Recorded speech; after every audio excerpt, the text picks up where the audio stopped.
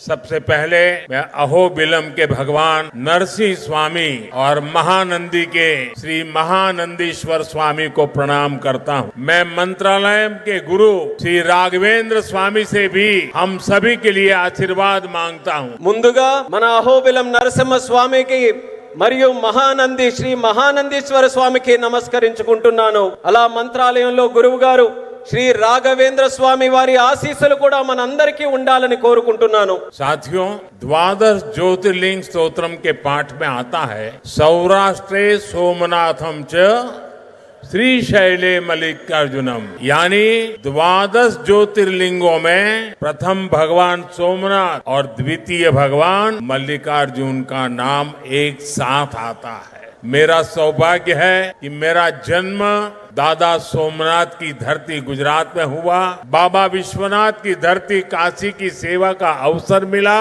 और आज श्रीशैलम का आशीर्वाद मिल रहा है। మిత్రులారా, ద్వాదశ జ్యోతిర్లింగ స్తోత్రంలో ఇలా చెప్పబడింది, సౌరాష్ట్రే సోమనాథం చ శ్రీశైలే మల్లికార్జునం, అంటే 12 జ్యోతిర్లింగాలలో మొట్టమొదటి సోమనాథుడైతే రెండవది మన మల్లికార్జునుడు। నా అదృష్టం ఏంటంటే దాదా సోమనాథుని భూమి అయిన గుజరాత్లో నేను జన్మించాను, అలాగే బాబా విశ్వనాథుని భూమి అయిన కాశీకి సేవ చేసే అవకాశం నాకు లభించింది। మరియు ఈ రోజు నేను శ్రీశైలం స్వామి వారి ఆశీస్సులు ఈ రోజు పొందాను। साथियों, श्रीशैलम में दर्शन के बाद मुझे शिवाजी स्फूर्ति केंद्र जाकर उन्हें श्रद्धांजलि अर्पित करने का अवसर मिला। मैं इस मंच से भी छत्रपति शिवाजी महाराज को नमन करता हूँ। మిత్రులారా, శ్రీశైలం దర్శనం తర్వాత ఛత్రపతి శివాజీ స్ఫూర్తి కేంద్రాన్ని సందర్శించుకొని ఆయనకు నా శ్రద్ధాంజలి అర్పించుకునే అవకాశం కూడా లభించింది। ఈ వేదిక నుంచి మరొకసారి ఛత్రపతి శివాజీ మహారాజ్కి కూడా నా నివాళులు అర్పించుకుంటున్నాను। मैं अल्लमा प्रभु और अक्क महादेवी जैसे शिव भक्तों को भी प्रणाम करता हूँ। मैं श्री उయ్యాలవాడ नरसिम्हा रेड्डी गारू और हरि सर्वोत्तम राव जैसे महान स्वातंत्र सेनानियों को श्रद्धा पूर्वक नमन करता हूँ। అల్లమ్మ ప్రభు మరియు అక్క మహాదేవి వంటి గొప్ప శివభక్తులకి కూడా నేను నా నమస్కారాలు తెలియజేసుకుంటున్నాను। శ్రీ ఉయ్యాలవాడ నరసింహారెడ్డి గారు మరియు హరి సర్వోత్తమరావు గారు వంటి గొప్ప స్వాతంత్ర సమరయోధులకి కూడా నా శ్రద్ధాంజలి అర్పించుకుంటున్నాను।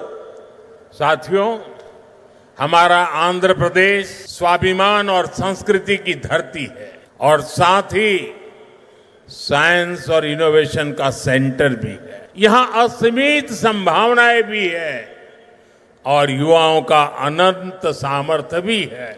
మిత్రులారా, మన ఆంధ్రప్రదేశ్ ఆత్మ గౌరవానికి మరియు సంస్కృతికి నిలయం, మరి ఇది సైన్స్కు ఇన్నోవేషన్కి కూడా ఒక కేంద్రం। ఇక్కడ అనంతమైన అవకాశాలు ఉన్నాయి మరియు ఇక్కడ యువతకి అపారమైనటువంటి శక్తి కూడా కలిగి ఉంది। आंध्र को अगर जरूरत थी तो सही विजन और सही नेतृत्व की जरूरत थी। आज चंद्रबाबू नायडू गारू और पवन कल्याण गारू के रूप में आंध्र के पास वो विजनरी लीडरशिप भी है और केंद्र सरकार का पूरा सहयोग भी है। ఆంధ్రాకి ఏదైనా అవసరం ఉంది అంటే ఒక సరైన విజన్ మరియు సరైన నాయకత్వం తాలూకు అవసరం ఉంది। నేడు చంద్రబాబు నాయుడు గారు మరియు పవన్ కళ్యాణ్ గారి రూపంలో ఆంధ్రాకి ఆ శక్తివంతమైనటువంటి నాయకత్వం ఉంది మరియు కేంద్ర ప్రభుత్వం తాలూకా పూర్తి మద్దతు కూడా లభిస్తుంది। साथियों, पिछले 16 महीनों में आंध्र प्रदेश में विकास की गाड़ी तेज गति से दौड़ रही है। डबल इंजन की सरकार में अभूतपूर्व प्रगति हो रही है। आज दिल्ली और अमरावती मिलकर तेज विकास की दिशा में आगे बढ़ रहे हैं। మిత్రులారా, గత 16 నెలల్లో ఆంధ్రప్రదేశ్లో అభివృద్ధి తాలూకా వాహనం శరవేగంగా కదులుతుంది। డబుల్ ఇంజిన్ ప్రభుత్వంలో రాష్ట్రం అపూర్వమైన ప్రగతి కూడా సాధిస్తుంది। నేడు ఢిల్లీ మరియు అమరావతి ఈ రెండు కలిసి వేగవంతంగా అభివృద్ధి వైపు ముందుకు సాగుతున్నాయి।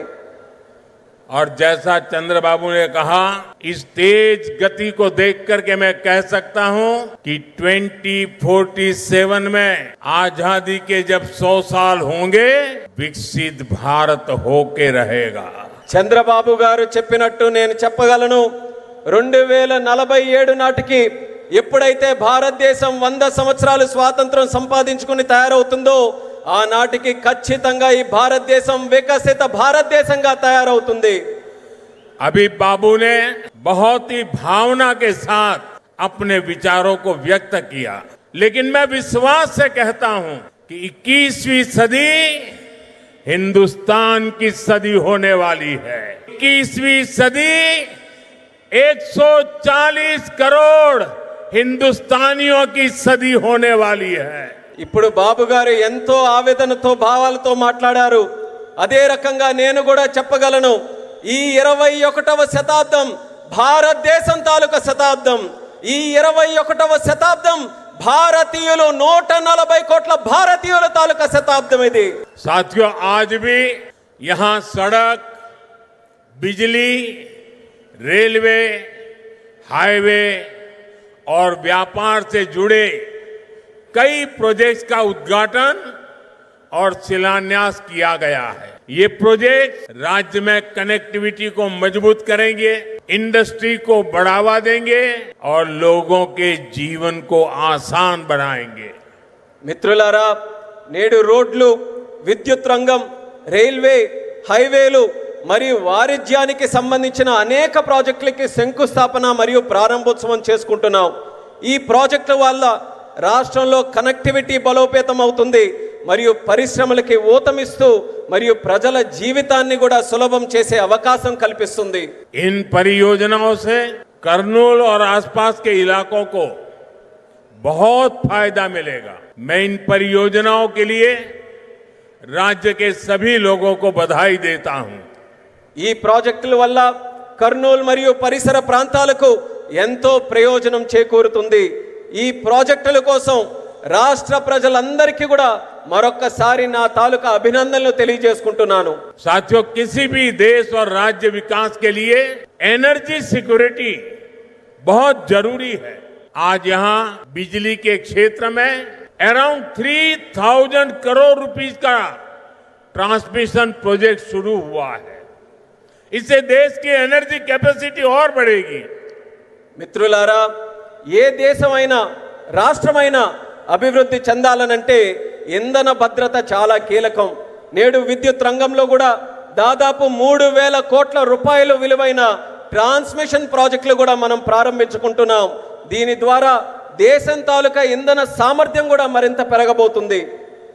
साथियों, तेज विकास के बीच हमें पुरानी स्थितियों को भी भूलना नहीं है। 11 साल पहले जब केंद्र में कांग्रेस सरकार थी, तब प्रति व्यक्ति इलेक्ट्रिसिटी की खपत औसतन 1000 यूनिट से भी कम थी। तब देश को ब्लैकआउट जैसी चुनौतियों का भी सामना करना पड़ता था।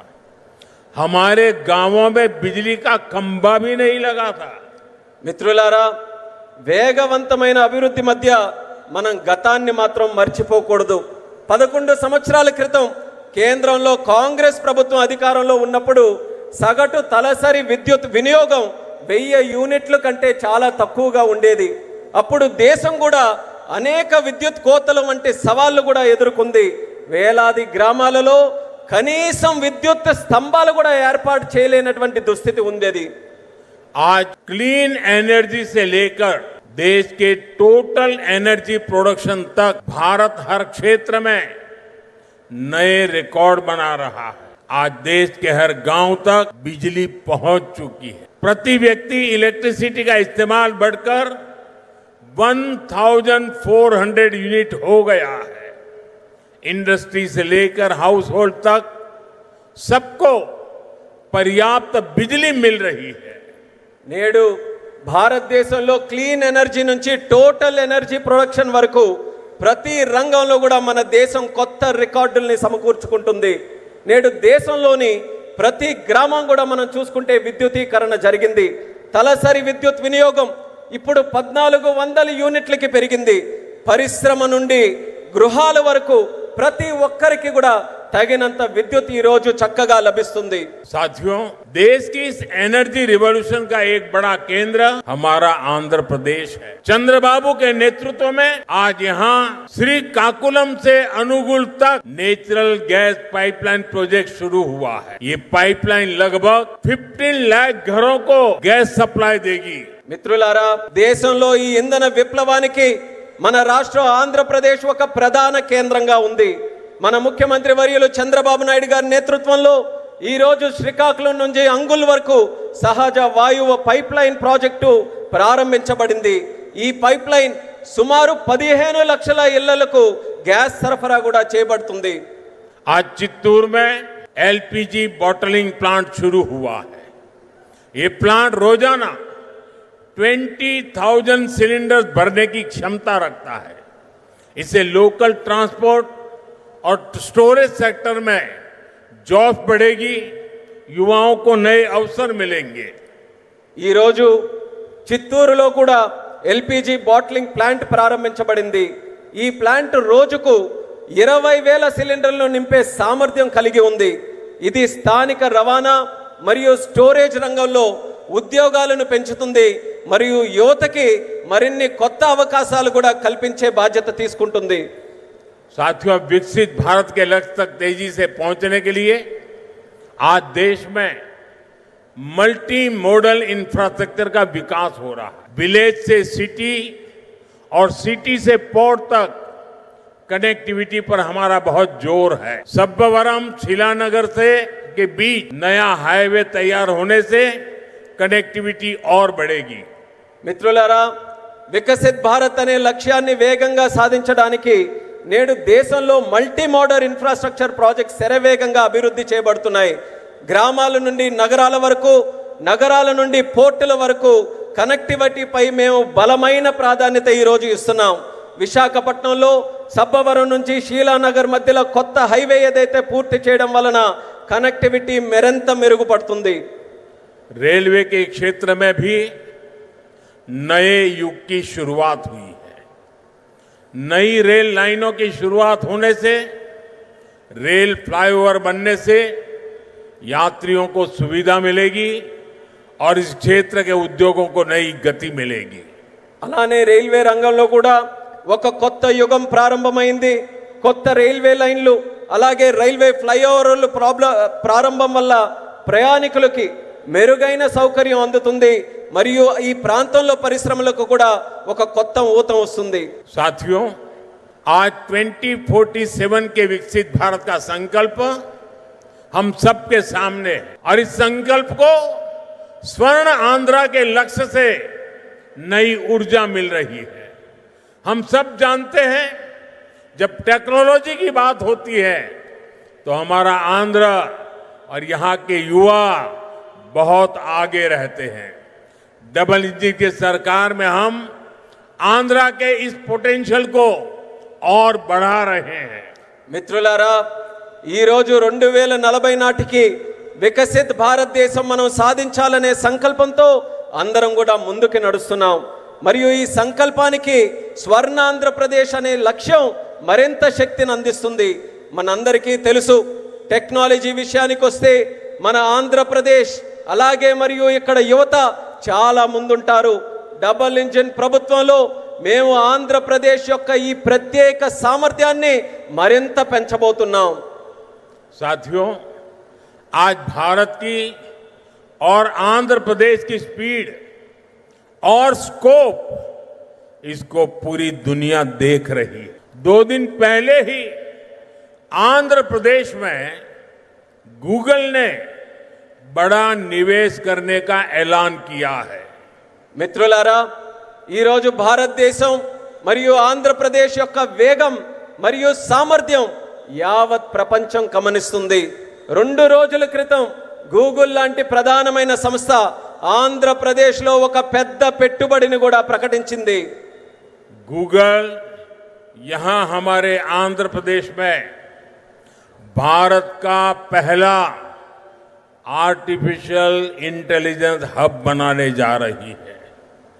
और कल जब मैं गूगल के सीईओ से बात कर रहा था। उन्होंने मुझे कहा कि अमेरिका के बाहर दुनिया के कई देशों में हमारा निवेश है, लेकिन सबसे ज्यादा निवेश अब हम आंध्र में करने जा रहे हैं। इस नए एआई हब में powerful AI infrastructure, data centre capacity, large scale energy sources और एक्सपांडेड फाइबर ऑप्टिक नेटवर्क शामिल है। నిన్న గూగుల్తో నేను మాట్లాడుతున్నప్పుడు తెలుసుకున్నాను, వాళ్ళు కూడా నాకు చెప్పారు, అమెరికా బయట చాలా పెట్టుబడులు మా ఉన్నాయి, కానీ అన్నిటికంటే అందులో పెద్ద పెట్టుబడి మేము ఆంధ్రాలో నేడు పెట్టబోతున్నామని వాళ్ళందరూ కూడా నాకు చెప్పారు. ఈ కొత్త ఏఐ హబ్లో శక్తివంతమైన ఏఐ ఇన్ఫ్రాస్ట్రక్చర్, అలాగే డేటా సెంటర్ సామర్థ్యం, పెద్ద ఎత్తున శక్తి వనరులు మరియు విస్తరించిన ఫైబర్ ఆప్టిక్ నెట్వర్క్ కూడా ఉండబోతున్నాయి. साथियों, गूगल के इस एआई हब इन्वेस्टमेंट में एक नया इंटरनेशनल सबसी गेटवे बनाया जाएगा। इसमें कई इंटरनेशनल सबसी केबल्स शामिल होंगे जो भारत के ईस्टर्न कोस्ट पर विशाखापट्टनम तक पहुंचेगी। మిత్రులారా, ఈ గూగుల్ ఆర్టిఫిషియల్ ఇంటెలిజెన్స్ హబ్ ఏదైతే ఉందో ఈ పెట్టుబడితో కొత్త అంతర్జాతీయ సబ్సీ గేట్వే కూడా తయారవబోతుంది. ఇందులో అంతర్జాతీయ సబ్సీ కేబుల్ వల్ల మన భారతదేశం యొక్క తూర్పు తీరంలో ఉన్న విశాఖపట్నం నగరం మరింత బలోపేతమై ఈ కేబుల్స్ అన్ని కూడా అక్కడ చేరుకోబోతున్నాయి.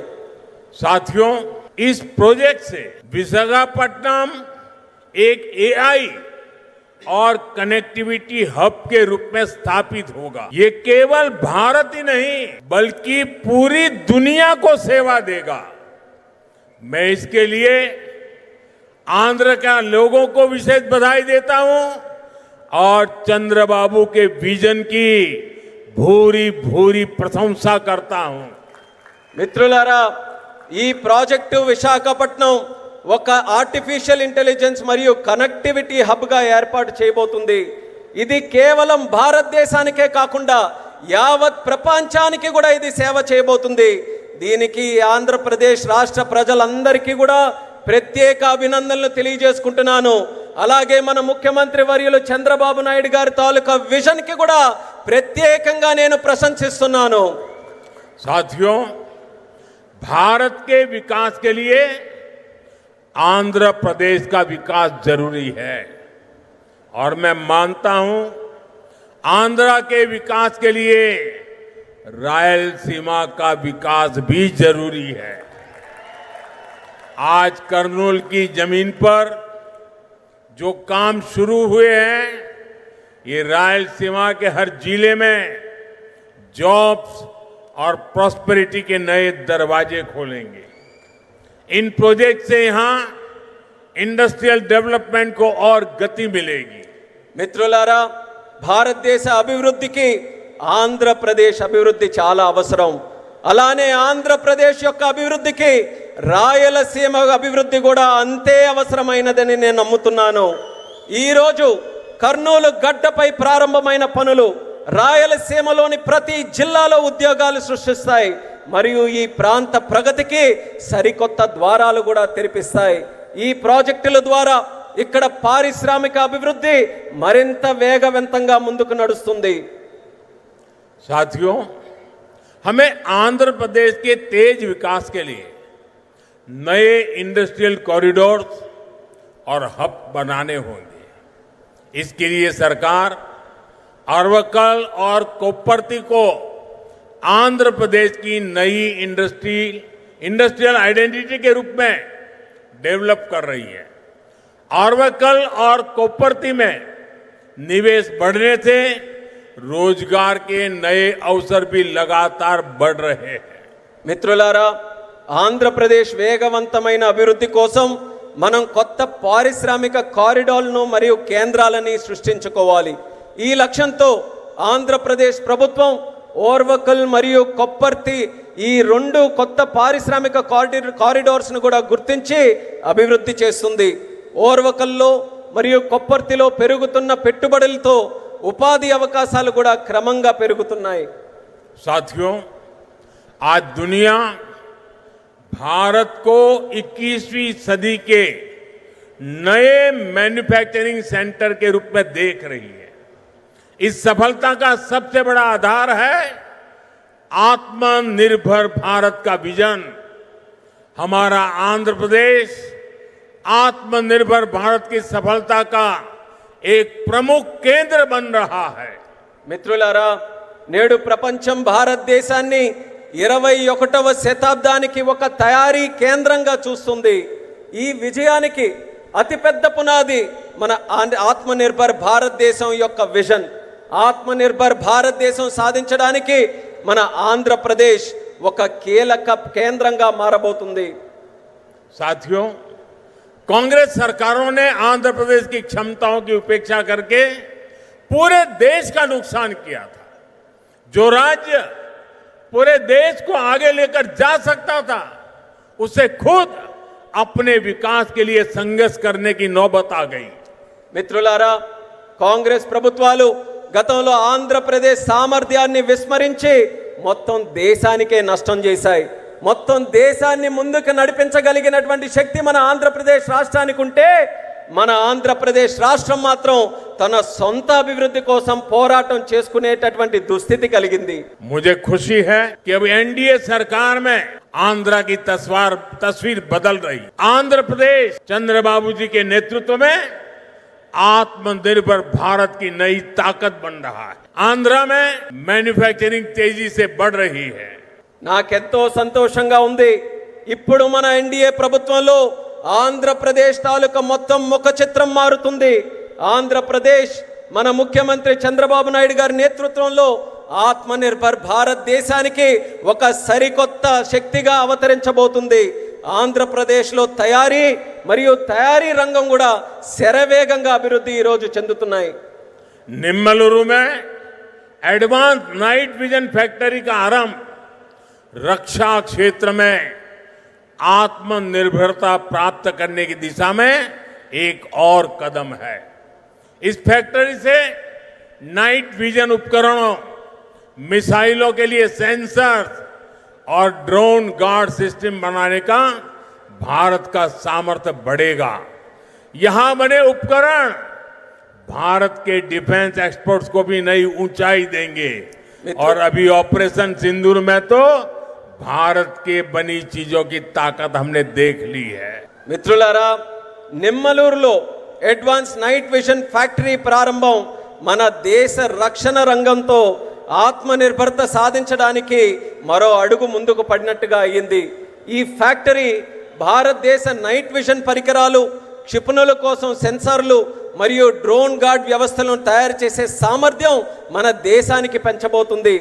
ఇక్కడ తయారు చేసిన పరికరాలు భారతదేశ రక్షణ రంగ ఎగుమతులను కొత్త ఎత్తులకి కూడా తీసుకువెళ్ళడానికి మన అందరికీ కూడా దోహదపడతాయి. అలానే మన భారత రక్షణ రంగం తాలూకా శక్తి ఏంటో మొన్న జరిగినటువంటి ఆపరేషన్ సింధూర్లోనే మనం అందరం కూడా ప్రత్యక్ష సాక్షిగా మనం అందరం చూసాం.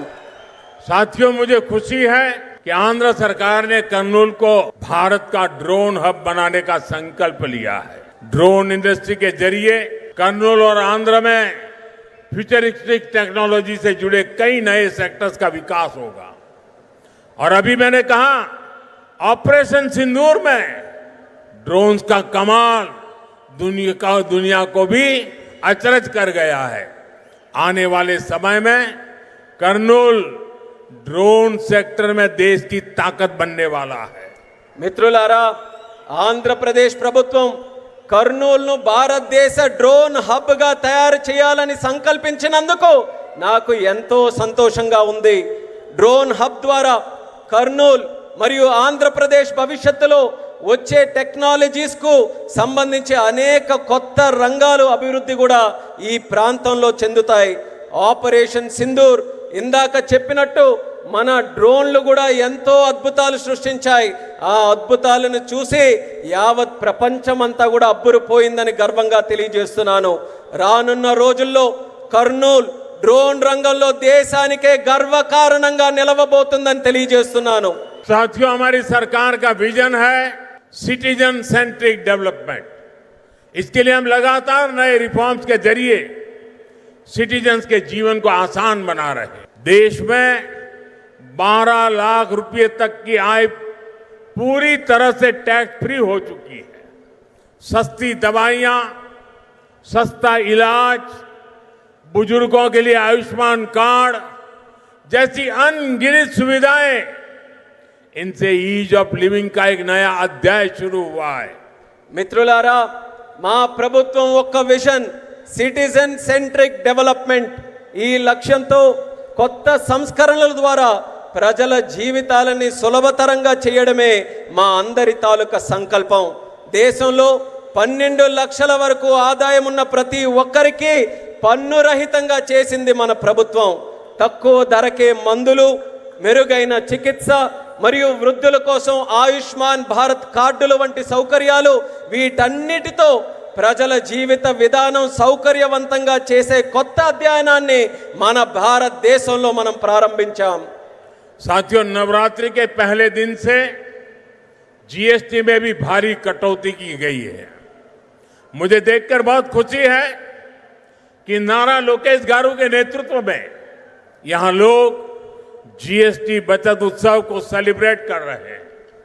आप इतनी सफलता से सुपर जीएसटी सुपर सेविंग अभियान भी चला रहे हैं। మిత్రులారా, నవరాత్రుల తాలూకా మొట్టమొదటి రోజు నుంచి జీఎస్టీ పై భారం కూడా మన ప్రభుత్వం తగ్గించింది. నాకు చాలా సంతోషంగా ఉంది. యువ నాయకుడు నారా లోకేష్ గారి నాయకత్వంలో ఇక్కడ ప్రజల అందరూ కూడా జీఎస్టీ పొదుపు ఉత్సవాన్ని ఒక పండగ వాతావరణంలో మీరందరూ జరుపుకున్నారు. మీరు సూపర్ జీఎస్టీ సూపర్ సేవింగ్స్ అనే కార్యక్రమం తాలూకా ప్రచారం కూడా ఇంతే విజయవంతంగా ప్రతి ఒక్కరు కూడా నిర్వహించారు. मुझे बताया गया है कि आंध्र प्रदेश लोगों को नेक्स्ट जनरेशन जीएसटी रिफॉर्म से 8,000 करोड़ रुपए से ज्यादा की सेविंग होगी। ये सेविंग्स इस बार त्योहारों का आनंद और बढ़ा रही है। लेकिन मेरा एक आग्रह भी है, हमें जीएसटी बचत उत्सव को वोकल फॉर लोकल के संकल्प के साथ मनाना है।